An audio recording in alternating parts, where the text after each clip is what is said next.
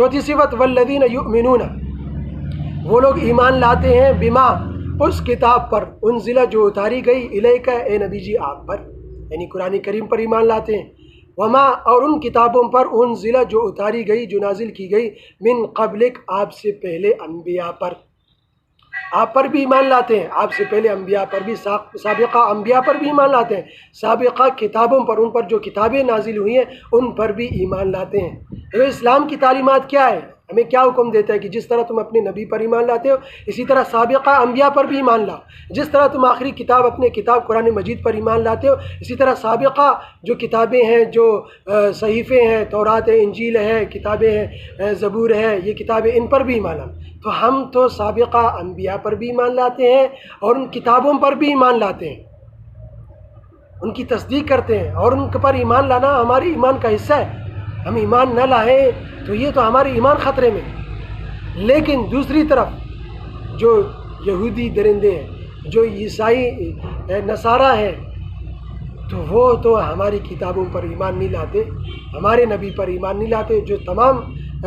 انسانیت کے نبی ہیں، پیغمبر ہیں۔ لیکن اس کے علاوہ وہ بلکہ بے حرمتی کرتے ہیں، اس سے بڑھ کر وہ گستاخیاں کرتے ہیں۔ تو اس سے آپ خود فیصلہ کریں تعصب سے بالا تر ہو کر کہ شدت پسند ہم ہیں یا وہ ہیں، انتہا پسند ہم ہیں یا وہ ہیں، کہ ہم تو ایمان بھی لاتے ہیں۔ کبھی کسی سے نہیں سنا ہوا کہ وہ کسی نبی کی گستاخی کرے شان میں یا کتابوں کی۔ ہاں، کتاب بالکل سچی ہے، اس وقت جو نازل ہوئی انبیاء پر، تورات، انجیل، زبور بھی بالکل سچی کتابیں ہیں۔ آج کل انہوں نے تحریف کر ڈالی ہے، جس کو اللہ تعالیٰ نے قرآن میں بیان فرمایا کہ انہوں نے تحریف کر ڈالی۔ تو بہرحال انتہا پسند، شدت پسند، دہشت گرد، یہ وہ یہودی درندے ہیں، وہ مغربی ممالک والے۔ تو بہرحال یہ ہماری ایمان کا حصہ ہے کہ اچھا، اس آیت سے ختم نبوت کی بھی واضح دلیل ہے یہ آیت، کہ اللہ تعالیٰ نے کیا فرمایا کہ نبی جی آپ پر ایمان لانے کا ذکر ہے، آپ سے پہلے انبیاء پر، پہلے کتابوں پر ایمان لانے کا ذکر ہے، من بعد کا ذکر نہیں ہے کہ آپ کے بعد بھی جو کتاب آئے گی اس پر ایمان لاؤ۔ تو اس سے واضح ہوتا ہے کہ آپ آخری نبی ہیں اور یہ کتاب آخری کتاب ہے۔ اگر آپ کے بعد بھی کوئی نبی آتا، آپ کے بعد بھی کوئی کتاب آتی، تو آپ من بعدک کا بھی ذکر کرتے، من قبلک و من بعدک، کہ آپ کے بعد بھی جو نبی آئے گا اس پر بھی ایمان لانا۔ تو یہ ختم نبوت کی واضح دلیل ہے کہ آپ صلی اللہ علیہ وسلم آخری نبی ہیں، آپ کے بعد کوئی نبی نہیں ہوگا۔ تو جو نبوت کا دعویٰ کرے گا وہ جھوٹا ہے، دجال ہے، کذاب ہے۔ پانچویں صفت وبالآخرۃ، اور آخرت پر بھی ہم یوقنون، وہ مکمل یقین رکھتے ہیں۔ یہ آخرت بھی بنتی کی دیکھی چیزوں میں داخل ہے، لیکن الگ سے خصوصی طور پر اس کا ذکر کیا کہ یہ عقیدہ ایک ایسا عقیدہ ہے جس کی بنیاد پر انسان صحیح راستے پر چل سکتا ہے، کہ ایک انسان کے اندر ہمیشہ یہ پیش نظر ہو کہ مجھے مرنا ہے، آخرت ہے، قیامت میں اللہ کے سامنے کھڑا ہونا ہے، اپنے ہر عمل کا جواب دینا ہے۔ تو یہ عقیدہ انسان کے ہمیشہ پیش نظر ہو تو انسان صحیح راستے پر چلے گا، اس سے کبھی برائی اور جرم صادر نہیں ہوگا۔ تو اس لیے یہ انتہائی اہم عقیدہ ہے جو اسلام نے ہمیں عطا فرمایا، تو اس لیے خصوصیت سے اس کو آخر میں ذکر فرمایا۔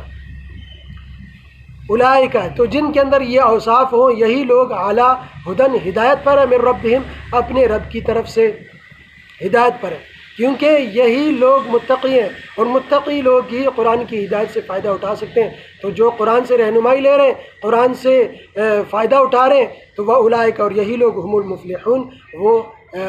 فلاح پانے والے ہیں، وہ کامیاب ہیں۔ اچھا، یہاں پر ایک نقطے کی طرف اشارہ ہے کہ اول و آخر جو اللہ تعالیٰ نے صفات بیان فرمائے ان کا تعلق اعتقاد کے ساتھ ہے، اور درمیان میں یعنی جو اوصاف بیان فرمائے کہ وَيُقِيمُونَ الصَّلَاةَ وَمِمَّا رَزَقْنَاهُمْ يُنْفِقُونَ، ان کا تعلق اعمال کے ساتھ ہے۔ تو اللہ تعالیٰ نے اعمال کو عقائد میں کے درمیان پیک کر دیا، یعنی اول و آخر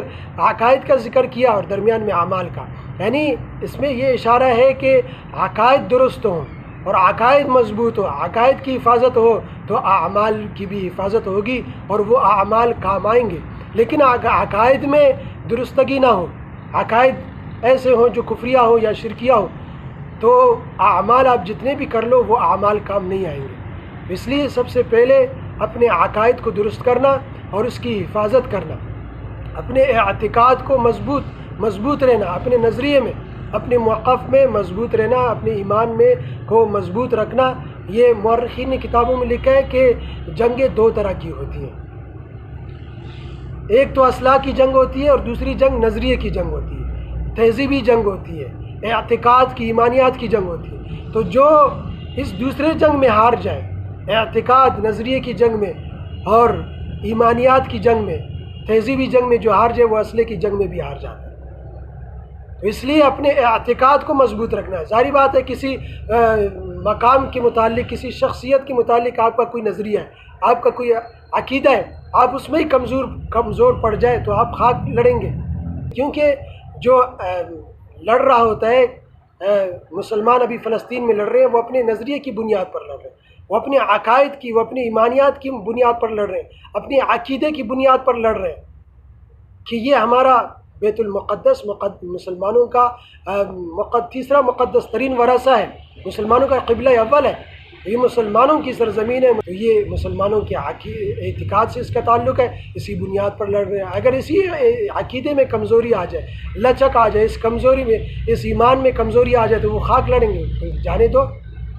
اس لیے سب سے پہلے اپنے موقف پر ڈٹے رہنا، اپنے اعتقاد کو مضبوط رکھنا، اپنی ایمانیات کو مضبوط رکھنا۔ دشمن نے اس کا ادراک کر لیا، اور دشمن کا سب سے پہلا وار یہی ہوتا ہے کہ وہ ذہن کو تبدیل کرتا ہے، وہ لوگوں کے ذہنوں پر اشکالات اور شکوک و شبہات ڈال رہے ہوتے ہیں، ان کے عقیدے پر، ان کے ذہن پر ذہن سازی کر رہے ہوتے ہیں، ذہن پر محنت کر رہے ہوتے ہیں کہ ان کی ایمانیات کو، ان کے عقائد کو کمزور کریں۔ جب یہ کمزور ہو گئے پھر آگے خاک وہ میدان میں آئیں گے، خاک وہ ان کے لیے احتجاج کریں گے، لڑیں گے، وہ ان کے لیے بائیکاٹ کریں گے، وہ ان کے لیے مظاہرے کریں گے، وہ ان کا مالی تعاون کریں گے، ان کے بارے میں اعتقاد ہی نہیں ہے، ایمانیات ہی نہیں ہے، کمزور ہیں ان کے عقائد۔ اس لیے